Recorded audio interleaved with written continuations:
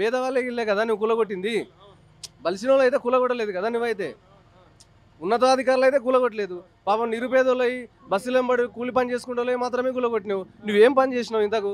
నువ్వు చేసింది ఏంది? హైడ్రానా అతిపెద్ద మైనస్ నువ్వు హైడ్రానే చేసినావు. వాళ్ళు ఇప్పుడు ఏడుంది? ప్రజలే అంటారు, పాలనే అంటది. ప్రజల వద్దకు పాలనకు రావాలి కానీ నీతోనికి ప్రజలు వచ్చి చేసుకుంటున్నావు నువ్వు. జూబ్లీహిల్స్ లో కాంగ్రెస్ నుండి నవీన్ యాదవ్ పోటీ చేస్తా ఉన్నారు, అటు బీజేపీ నుండి దీపక్ రెడ్డి పోటీ చేస్తా ఉన్నారు. ఇటు ఎట్లా సునీతమ్మ గారు వాళ్ళ వైఫ్ చేస్తా ఉంది.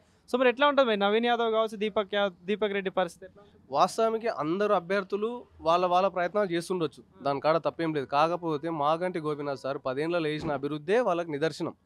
ఎందుకు చేస్తున్నారు, ఏం చేస్తున్నారు అనేది తెలిసిపోయింది. మంచి ప్రభుత్వం ఉన్నందుకు, మంచి పాలన చేసినందుకే ఆయనకు మళ్ళీగా ప్రజలు ఎన్నుకోవడానికి, పట్టం కట్టడానికి సిద్ధంగా ఉన్నారు. సో అంటే చేసిన పనులు ఓట్లు వేపిస్తాయి అంటారు. 100% వేపిస్తాయి. అంటే పోటీ ఎట్లా ఉండొచ్చు ఈ ముగ్గురు మధ్యలో మరి? 100% మాగంటి సునీతమ్మ ఫస్ట్ ఉంటుంది, సెకండ్ వేరే పార్టీలు వాళ్ళే డిసైడ్ చేసుకుని ఒక్కొక్క అంతే. సో అంటే గెలుపు మాదే అని కాంగ్రెస్ పార్టీ ధీమా వ్యక్తం చేస్తుంది. ఏంది ఒక ఓటర్కి ఏం చెప్తారు? ఏం చేస్తున్నారు? ఏమిటికి వస్తారు? నీకు ఎందుకు ఓట్లు వేస్తారు నాకు అర్థం కాదు. కాంగ్రెస్ పార్టీకి ఎందుకు ఓట్లు వేస్తారు? మీరు 2-3 రీజన్లు చెప్పండి. ఎందుకు వేస్తారు? ప్రజాపాలన లేదు, యా పాలన లేదు, నువ్వు హామీలే చక్కగా లేవు.